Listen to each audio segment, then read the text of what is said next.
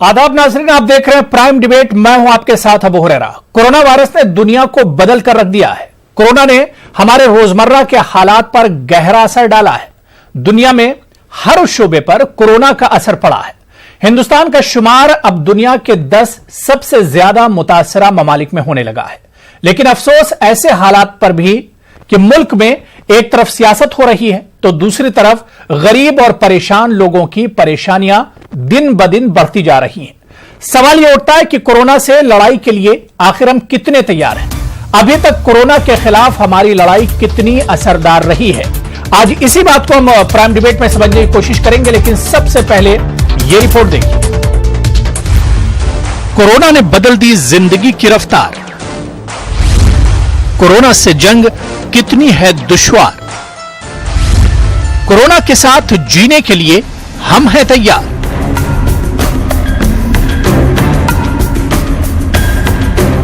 Corona virus ने दुनिया को बदल कर रख दिया है। रोजमर्रा के हालात बहुत हद तक मुख्तलिफ हो गए हैं। दुनिया में हर शोबे पर कोरोना का असर पड़ा है। खासकर मईशत, सियासत, नफ्सियात, सेहत और तमद्दुन में इनकलाबी तब्दीलियां आई हैं। दर हकीकत कोरोना वबा ने इंसानी माशरती जिंदगी मफलूज करके रख दी है। यहां तक कि एक ही घर में रहने वाले लोग भी एक दूसरे से समाजी फासला इख्तियार करने पर मजबूर हो गए हैं। भीड़ भाड़ और इज्तिमा करना मना है और तन्हाई या अकेलापन ही जिंदगी का हिस्सा हो गया है। कोरोना वायरस की वबा ने कई ममालिक में रोजमर्रा की जिंदगी लॉकडाउन कर दी है। हमारा मुल्क भी कोरोना से शदीद मुतासिर है, जिसकी वजह से लाखों लोग अपने रोजगार से हाथ धो बैठे हैं। मजदूर पेशा अफराद काम छोड़कर अपने अपने घरों को वापस लौटने पर मजबूर है। लॉकडाउन के बाद जो जहां था वहीं कैद होकर रह गया। मुल्क में एक के बाद एक 4 बार लॉकडाउन का ऐलान हो चुका है और आने वाले दिनों में इस लॉकडाउन में मजीद इजाफा हो सकता है। सरकार और इंतजामिया हालात से निपटने के लिए जी तोड़ कोशिश कर रहे हैं, लेकिन अभी तक इसके फायदे कम और नुकसान ज्यादा देखने को मिला है, क्योंकि लॉकडाउन में तमाम कारोबार ठप है और लोग अपने घरों में बैठने पर मजबूर हो गए हैं। मुल्क में कोरोना वायरस के मौजूदा हालात को देखकर नहीं लगता है कि आने वाले दिनों में लॉकडाउन से निजात मिलेगी।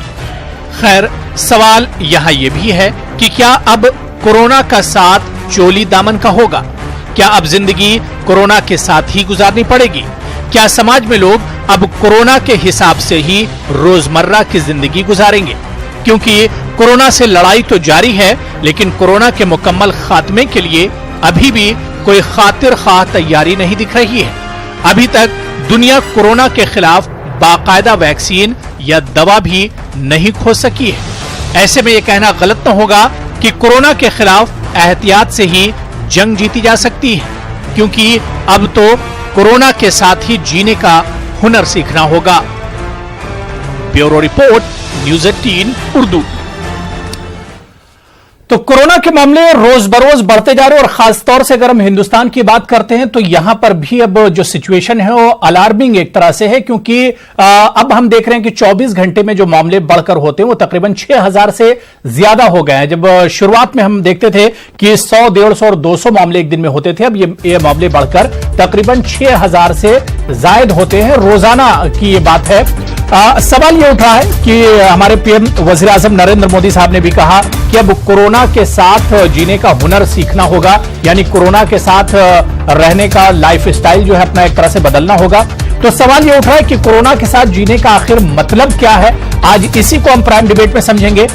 इसके अलावा हमारा फोकस इस बात पर भी होगा कि लगातार हम देख रहे हैं कि कोरोना जैसी वबा है पूरी दुनिया, और खासतौर से अगर हिंदुस्तान की बात करें तो हिंदुस्तान एक नाजुक मोड़ पर खड़ा है। लेकिन इस बीच भी हमने देखा कि हमारे मुल्क की जो सियासी पार्टियां हैं वो लगातार इस पर सियासी बयानबाजियां कर रही हैं, सियासत इस पर जमकर हो रही है, क्योंकि एक तरफ हम देखते हैं कि गरीब मजदूर जो तबका है वो परेशान है, उनकी परेशानी की कहीं बात नहीं हो रही है, लगातार सियासत हो रही है। क्या इस नाजुक मोड़ पर मुल्क में इस तरह की सियासत जायज है? इसे भी हम समझने की कोशिश करेंगे।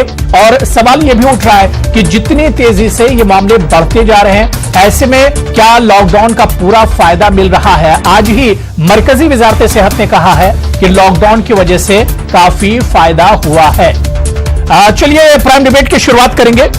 मेरे साथ बहुत अहम मेहमान लगातार जुड़ रहे हैं। इस वक्त मेरे साथ राजीव पांडे साहब, स्पोक्स पर्सन है बीजेपी के। इससे पहले भी मेरे साथ डिबेट में जुड़ते रहे हैं कि लंबे गैप के बाद राजीव पांडे जी से आज फिर मुलाकात हो रही है। बहुत इस्तकबाल है राजीव पांडे जी न्यूज 18 उर्दू में। इनके अलावा मेरे साथ अतुल लौंडे जी हैं, स्पोक्स पर्सन है कांग्रेस के, वो भी मेरे साथ जुड़े हुए हैं। अतुल जी, आपका भी बहुत इस्तकबाल है न्यूज 18 उर्दू में। और मेरे साथ अरुण पांडे साहब भी मेरे साथ अभी कुछ देर में जुड़ेंगे। अभय उपाध्याय जी मेरे साथ स्टूडियो में मौजूद हैं, एडिटर आउटपुट हैं न्यूज 18 नेशनल के, वो भी मेरे साथ जुड़े हुए हैं। अभय जी, आपका भी बहुत इस्तकबाल है। और मेरे साथ अनिल कुमार जो कि सीनियर रिपोर्टर हैं, दिल्ली से मेरे साथ जुड़े हुए हैं। अनिल, आपका भी बहुत इस्तकबाल है, लगातार फील्ड में आप लोग काम कर रहे हैं। बहुत बड़ी जिम्मेदारी एक तरह से आप निभा रहे हैं। सभी का बहुत इस्तकबाल है। मैं आपको बता दें कुछ देर में हमारे साथ प्रोफेसर सैयद एहतशाम हसनैन साहब भी होंगे, जो कि जामिया हमदर्द यूनिवर्सिटी के वीसी हैं और जाने माने साइंटिस्ट हैं और कोरोना को लेकर काफी काम वो कर रहे हैं, रिसर्च कर रहे हैं। वो भी हमारे साथ इस डिबेट का हिस्सा होंगे। अरुण पांडे साहब सीनियर एडिटर हैं न्यूज 18 यूपी उत्तराखंड के, वो भी हमारे साथ जुड़ेंगे। सभी का बहुत इस्तकबाल है। मैं राजू पांडे साहब, आपसे मैं सबसे पहले शुरुआत कर लेता हूं। राजू पांडे साहब, क्योंकि कोरोना पर हमें बात करनी है और जाहिर सी बात है इस पर बहुत सियासत हो रही है, हम सियासत से हटकर बात करेंगे कि आखिर लगातार ये मामले बढ़ते जा रहे हैं। और ऐसा नहीं कि सरकार काम नहीं कर रही है, सरकार बहुत ज्यादा काम कर रही है। किस तरह से इससे निपटा जाए, किस तरह से इससे लड़ा जाए, लेकिन फिर भी हम देख रहे हैं कि इस पर काबू नहीं पाया जा रहा है। राजू पांडे साहब,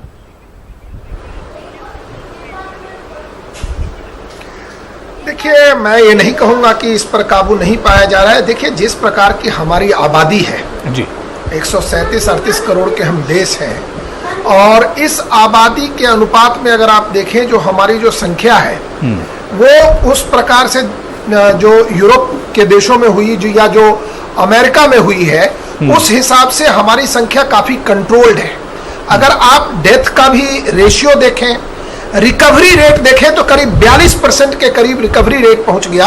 और सरकार की यह कोशिश होगी, जो डॉक्टरों की और जो रिसर्चर्स की यह कोशिश होगी कि इस परसेंटेज को हम किस प्रकार से ऊपर की ओर ले जाएं। जहां तक डेथ रेट है, जो पहले 3.41 से ये अब करीब 3 के नीचे आ गया है, क्या हम इस डेथ रेट को और नीचे की तरफ ले जाएं? और धीरे धीरे देखिए, जहां भी है ना कि लोगों के बीच जो जागरूकता है, लोगों के बीच जो होनी चाहिए कि हम कैसे ये फिजिकल डिस्टेंसिंग, सोशल डिस्टेंसिंग के साथ हम कैसे इस महामारी, देखिए अभी दवाई नहीं है, पूरी दुनिया को पता है कि इसकी अभी दवाई नहीं बनी है। बहुत लोग डॉक्टर्स अप्लाई करके जो दूसरी दवाइयों का मिश्रण करके इस पर इलाज कर रहे हैं वेंटिलेटर से, लेकिन कोई फिक्स दवाई नहीं है। इसके बाद भी जिस प्रकार से भारत में काम हो रहा है ये काबिल तारीफ है। लेकिन इसमें क्या हो रहा है कि इस काम के बीच बीच में जो कुछ सरकारें हैं और कुछ पॉलिटिकल पार्टीज हैं जो काम तो नहीं कर रही है, जैसे मैं कुछ प्रदेशों का नाम नहीं लेना चाहता, लेकिन वो काम में से ज्यादा उनके पॉलिटिक्स पर ध्यान है। एक नेता है, वो आ जाते हैं टीवी पे, कुछ करते वर्ते हैं नहीं। पिछले 15 साल से 3-4 टर्म से लोकसभा के एमपी हैं, कुछ उन्होंने नहीं किया अपने जगह पे। इस बार चुनाव भी हार गए, एक जगह से दूसरी जगह भाग गए, लेकिन हम आएंगे, हम भाषण देंगे। मेरा कहना है ये समय है, ये देश के लिए संकट का समय है, हम सब लोगों को मिलकर के काम करना है। और जिस प्रकार से लड़ाई चल रही है हम जीतेंगे इसको। और जो भी इंडिपेंडेंट थिंकर्स हैं और आप उनको अगर रिसर्च पढ़ें तो भारत इस कोरोना महामारी के साथ जो लड़ाई चल रही है उसमें काफी मजबूती से आगे बढ़ रहा है, और मुझे ऐसा लग रहा है कि हम इस लड़ाई को जीत लेंगे। बिल्कुल। इस बीच मेरे साथ प्रोफेसर सैयद एहतशाम हसनैन साहब, वीसी हैं आप जामिया हमदर्द यूनिवर्सिटी के। और सैयद एहतशाम हसनैन साहब को मैं बता दूं कि किसी तारुफ के आप मोहताज नहीं हैं, और कोरोना के वक्त आप काफ़ी ज़्यादा रिसर्च और आपका काम चल रहा है इसी के ऊपर। सैयद एहतशाम हसनैन साहब, आपका सर बहुत इस्तकबाल है न्यूज़ 18 उर्दू में। मैं अतुल सर आपके पास आना चाहूंगा। अतुल जी, जो बात राजीव पांडे साहब कह रहे थे कि कुछ ऐसी सियासी पार्टियां, हालांकि उन्होंने नाम तो नहीं लिया, ढके छुपे उन्होंने बात की, लेकिन किसके बारे में वो बात कर रहे थे शायद आप समझ गए होंगे कि सियासत तो हो रही है इस मुश्किल घड़ी में भी। जो अपोजिशन है और खासतौर से जिनका उन्होंने नाम नहीं लिया, उनके बारे में राजीव पांडे ने कहा कि सियासत कर रहे हैं, काम करने का वक्त है लेकिन सियासत की जा रही है।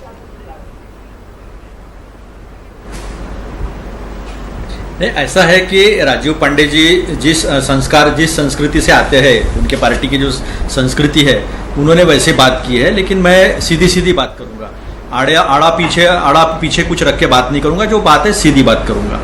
देखिए, राहुल गांधी जी जो है, उन्होंने फरवरी के दूसरे हफ्ते में ही 12 फरवरी को कह दिया था कि हम लोग बहुत बड़ी समस्या को, बहुत कठिन गंभीर समस्या को आगे जाने वाले हैं।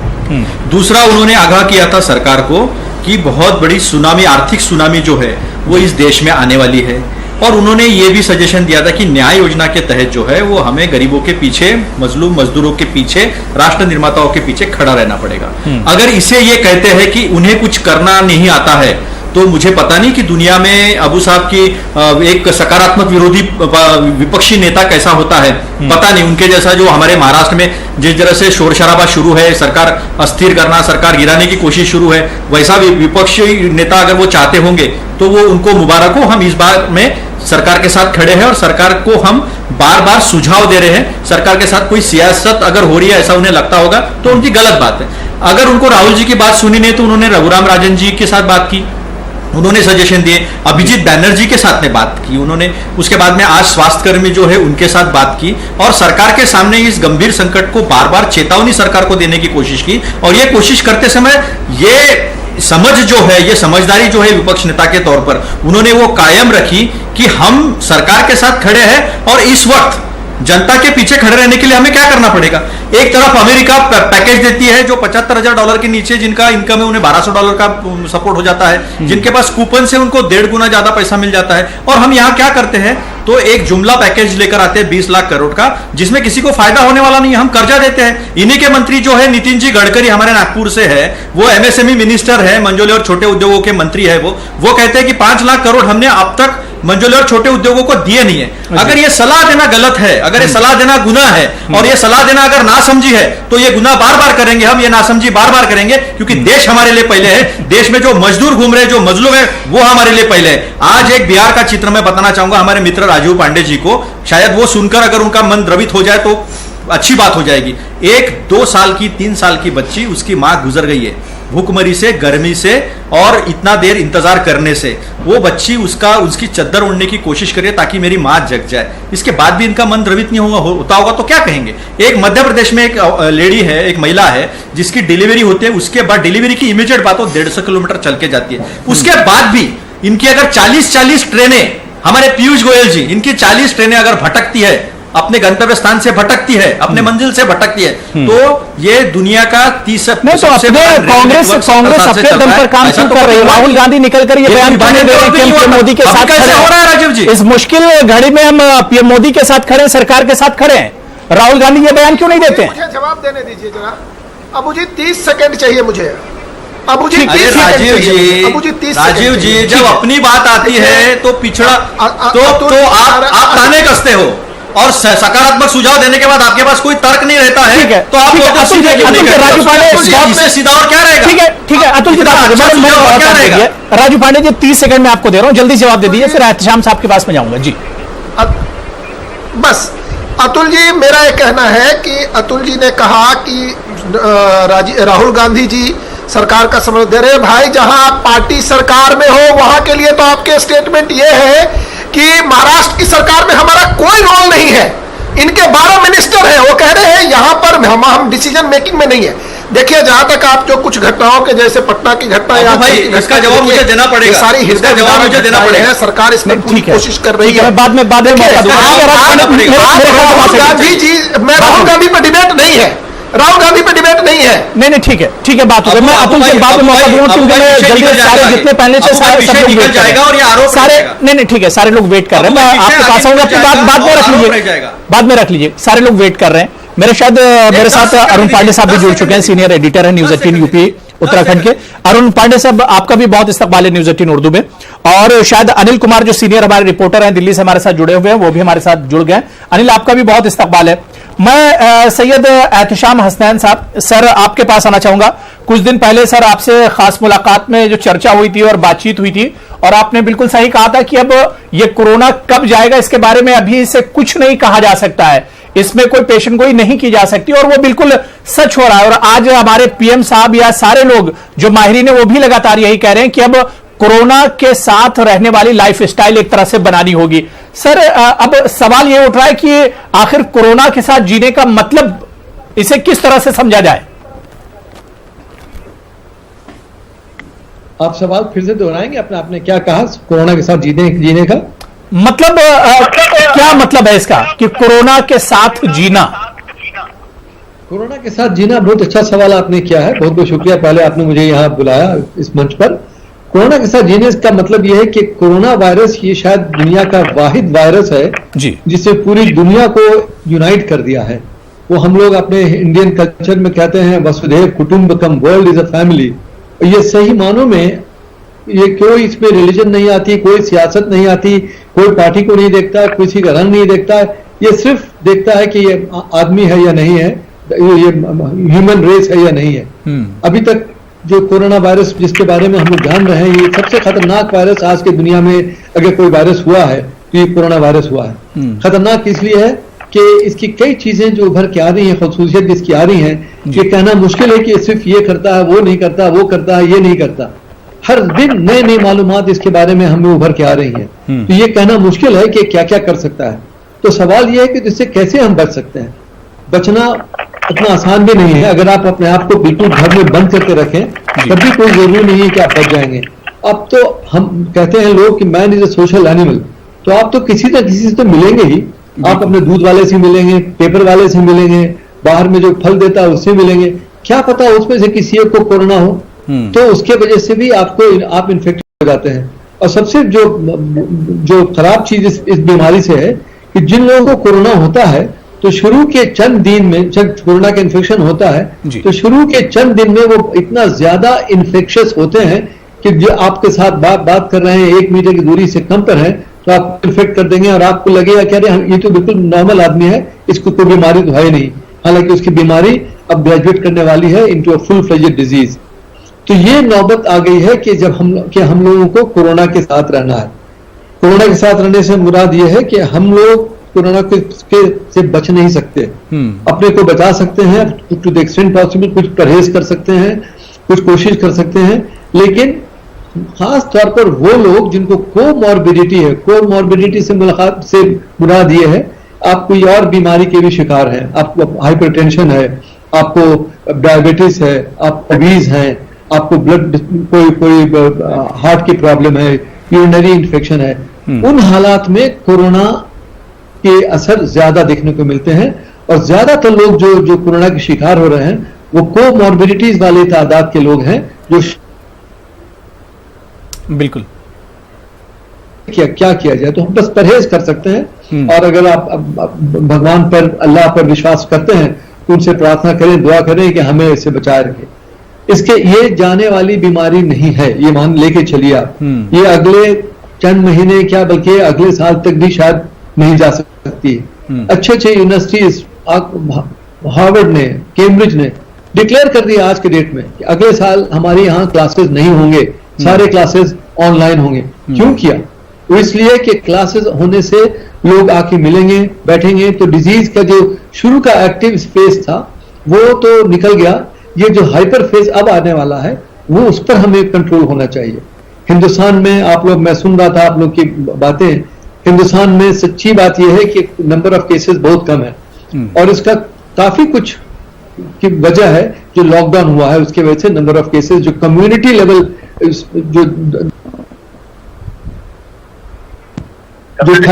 जो कम्युनिटी लेवल वायरस फैल रहा है वो कम हो गया है। लेकिन सवाल ये है कि इसके बाद जो हम लोगों ने ओपन अप किया है, और सवाल, और ये भी सच्चाई है, हम लोगों की को देखें कि भाई कितने लोग इससे बच सकते हैं, या हम अपने माशरे को देखें, अपनी इकोनॉमी को देखें।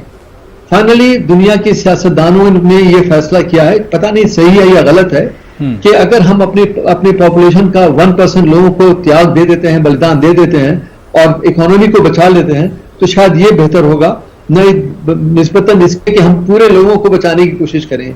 तो I think essentially you have to look at the numbers who die, numbers who will die। आज के डेट में अमेरिका ने कभी सोचा भी नहीं था कि उसके यहाँ 100,000, 1 लाख लोग मर चुके होंगे। आज के डेट में 1 लाख लोग वहां ऑलरेडी कोरोना से मर चुके हैं, और ये फिगर एग्जैक्ट फिगर नहीं है, ये फिगर और भी बढ़ेगी जब लोग देखेंगे कि नॉर्मल टाइम में डेथ कितना होता है और कोरोना के टाइम में तब पता लगे ये फिगर से कहीं ज्यादा है। अमेरिका तो है ही है, जो जिन जिन मुल्कों ने शुरू में कोरोना को डिसमिस कर दिया, हमारा मुल्क उसमें नहीं है। हमारा मुल्क में हमारे प्रधानमंत्री जी ने बड़ा सही फैसला लिया। इसकी टाइमिंग शायद डिस्कस की जा सकती है, डिबेट किया जा सकता है, लेकिन लॉकडाउन करना फैसला सही था। कब करना था कब नहीं करना था उस पर डिबेट हो सकता है, लेकिन लॉकडाउन करने से जो हमने इनिशियल जो कम्युनिटी स्प्रेड था वो रोक दिया।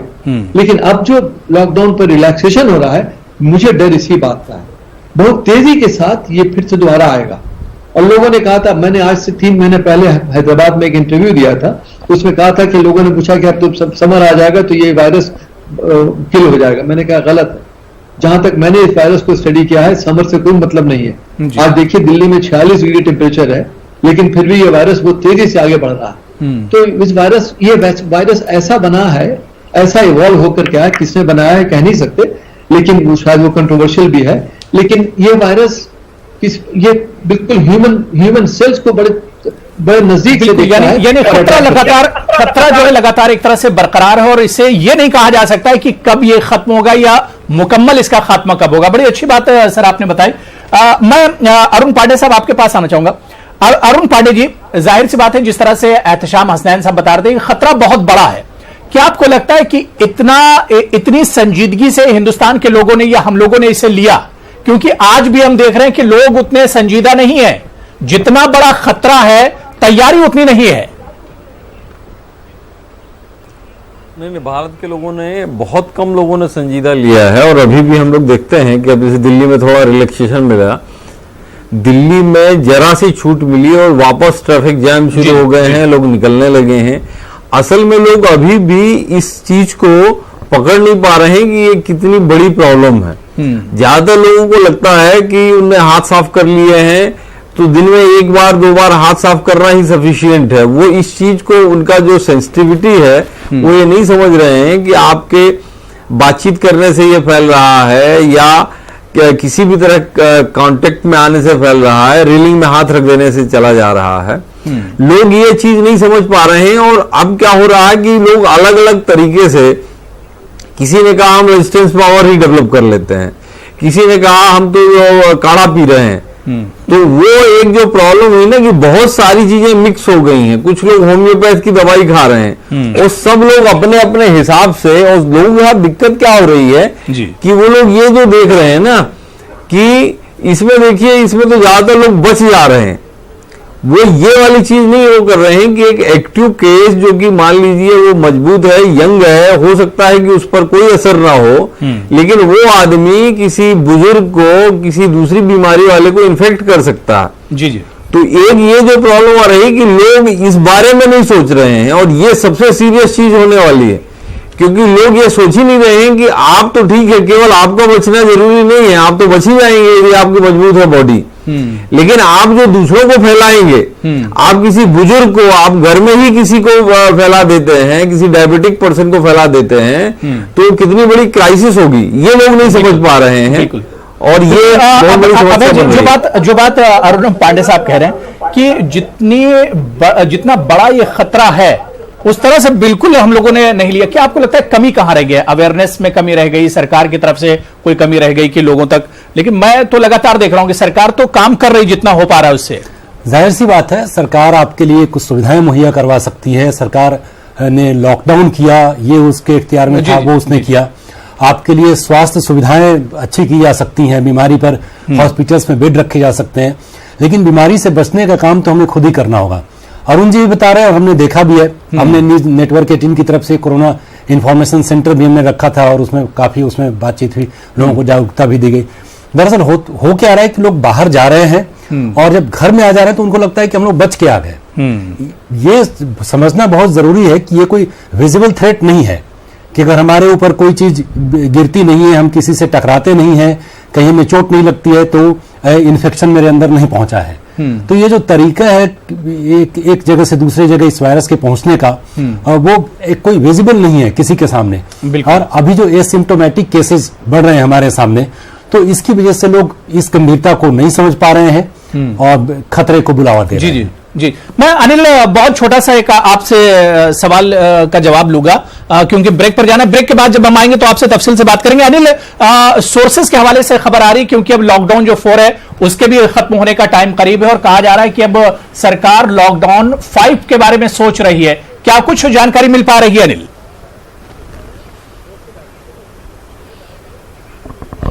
जी मैं आपको बताना चाहूंगा कि जो लॉकडाउन 5 होगा वो फिर से एक नए तरीके का, नए रंग रूप का होगा। जिस तरह से जो सूत्र हमें बता रहे वो ये बता रहे कि जैसे जो 70% इस तरह के कोरोना संक्रमित के मामले बड़े शहरों में देखने को मिले हैं, खासकर दिल्ली, मुंबई, कोलकाता, चेन्नई, जयपुर, इंदौर, सूरत, इस तरह के जो शहर हैं, 11 शहर हैं, उनको चिन्हित किया गया है जहां सबसे ज्यादा संक्रमित के मामले देखने को मिल रहे हैं। तो सरकार कहीं ना कहीं, चाहे वो शहर वाइज हो या सिटी वाइज हो या फिर डिस्ट्रिक्ट वाइज, इस तरह के एक छूट दे सकती है। और दूसरी तरफ जहां तक बात है इसके साथ जीने की, जिसके साथ कोरोना के साथ ही लाइफ जीने की, तो मुझे लगता है कि कहीं ना कहीं आर्थिक गतिविधियों को जिस तरह से हमने देखा लॉकडाउन 1, लॉकडाउन 2, लॉकडाउन 3 और अब जब हम लॉकडाउन 4 चल रहे हैं जो 31 मई तक है, जब लॉकडाउन 5 की भी अगर घोषणा होती है तो उसमें भी कई राहतें देखने को मिल सकती है। क्योंकि जिस तरह से हमने अनिल, चाहे वो ब्रेक पर जाना, ब्रेक के बाद आएंगे तो आपसे इस पर हम और चर्चा करेंगे। अब सवाल यह उठ रहा है कि आखिर कोरोना के साथ जीने के लिए हम तैयार कितनी हमारी तैयारी, इस पर हम और बात करेंगे। एहतशाम हसनैन साहब भी लगातार हमारे साथ जुड़े हुए हैं। छोटा सा ब्रेक लेंगे, फौरन हाजिर होते हैं।